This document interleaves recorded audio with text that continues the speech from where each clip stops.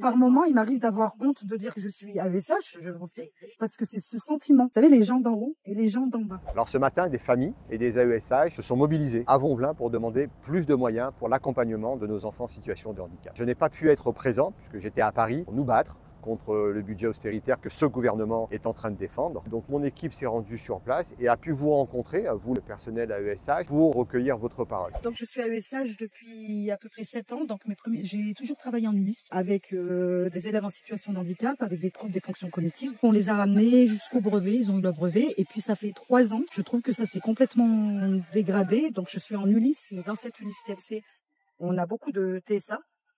Ce qui fait que donc plus d'inclusion, les élèves ne sont pas en structure adaptée parce que je pense qu'il faudrait une structure plus avec des soignants, des médecins, style IME mais il n'y a pas de place, donc on les met en ULIS, donc il n'y a pas un réel accompagnement. J'ai fait plusieurs délégations reçues par notre fameuse hiérarchie, donc en fait quand on parle de nos situations, de du travail qui se dégrade, on n'est pas assez compétent ou faut faire du tutorat comme elle a dit. Là, aujourd'hui, ils nous demandent de faire des choses qui ne sont pas du tout dans nos contrats, mais on n'est pas payé en conséquence, on n'a pas de formation pour. Il y a beaucoup d'accidents de travail, d'arrêt maladie, de démotivation, et tout vient déjà par le mépris de l'institution. Nos salaires très bas, notre prime REP+, qu'on n'a toujours pas. Chaque année, c'est comme ça. Là, on est au mois de novembre, on l'a toujours pas. Donc, en fait, on ressent plus de mépris. Bon, on se lève quand même le matin, on va faire notre travail. Donc, on aimerait bien qu'on soit reconnu parce que c'est un travail. Pour moi, c'est un travail, mais pour eux, en haut, on est... des gens comme ça, on a des missions à faire et puis on les fait. L'ULIS aujourd'hui, c'est surtout des enfants en attente de structures adaptées. Donc comme il n'y a pas de place en IME, je pense qu'on les met en ULIS, ça coûte moins cher. En plus, on a 12 élèves, je suis seule AESH avec l'Institut. Par moment, c'est très très très compliqué. 50% des élèves d'ULIS, pour moi, ils ne relèveraient pas d'ULIS. Pourquoi? Il y a par exemple un élève qui est en ULIS, il devrait être en TSA, mais ils l'ont mis en TFC. Il crie beaucoup, mais en fait, c'est pas méchant, c'est son seul moyen d'expression parce que les non-verbales. Et puis là, on lui demande de se taire parce qu'il dérange tout le monde. Il y en a un, par exemple, qui est incapable de s'asseoir, donc il court. Il a tendance à toucher tout le monde, donc pareil, on lui demande de s'asseoir. Et en fait, on les oblige à être dans un moule. Enfin, c'est mon opinion à moi. Parce que j'ai des souvenirs du 10, c'était merveilleux. On travaillait beaucoup les matières dont ils avaient des difficultés. J'ai même des élèves, il y a 6 ans, qui m'ont même contacté parce qu'il y en a quelques-uns qui ont leur brevet professionnel avec mention. Et j'avais vraiment l'impression d'être utile aujourd'hui encore, mais je me sens démunie. En fait, j'ai pas la compétence pour travailler avec ces enfants-là. J'essaye quand même. Niveau matériel, on devrait avoir des ordinateurs parce que quand on a fait la formation, on nous parlait d'ordinateurs. On n'a pas d'ordinateur. Donc, on a beaucoup d'élèves dysgraphistes. Donc, on sait que ces élèves n'arrivent pas à tenir un stylo. Donc, je pense qu'avec un ordinateur, ça serait beaucoup plus simple. Mais non, on les fait écrire, etc.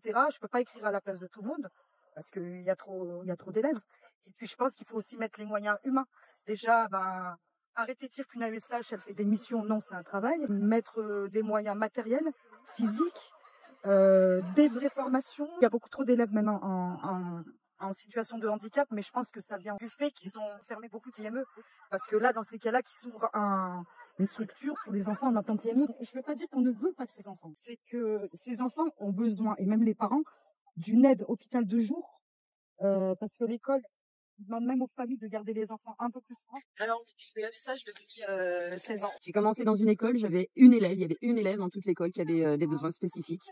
16 ans plus tard, j'en suis à m'occuper de 9 élèves, dont 7 TSA lourds. Ce sont des élèves qui ont des troubles du spectre autistique à différents niveaux. On nous parle d'inclusion de ces élèves TSA. Alors, nous, on est complètement pour l'inclusion.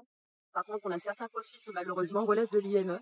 Et c'est là où ça devient super compliqué, parce que ces profils-là, du coup, on les a à l'école, on les garde avec beaucoup de bienveillance.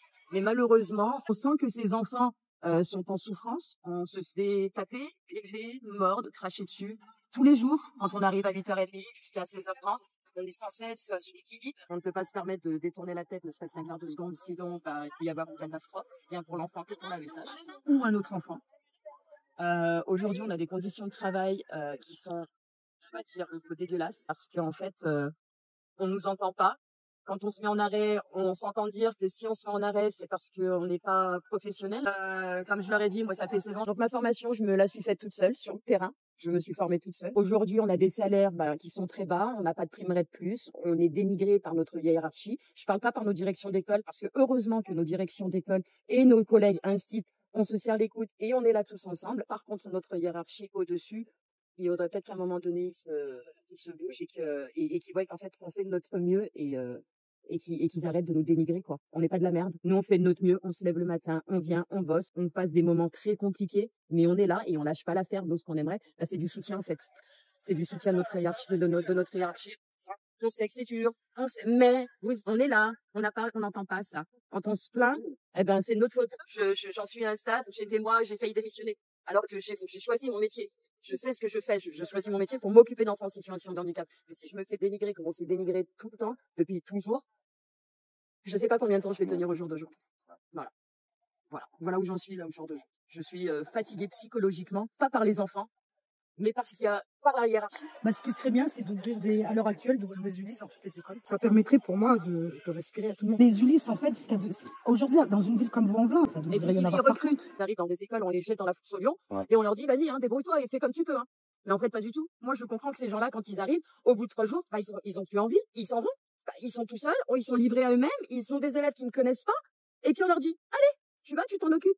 Mais c'est pas possible, en fait. Même si tu arrives avec une super volonté et tout, en fait, il faut nous aider. Il faut former des gens, il faut nous aider. On puisse les accompagner au mieux.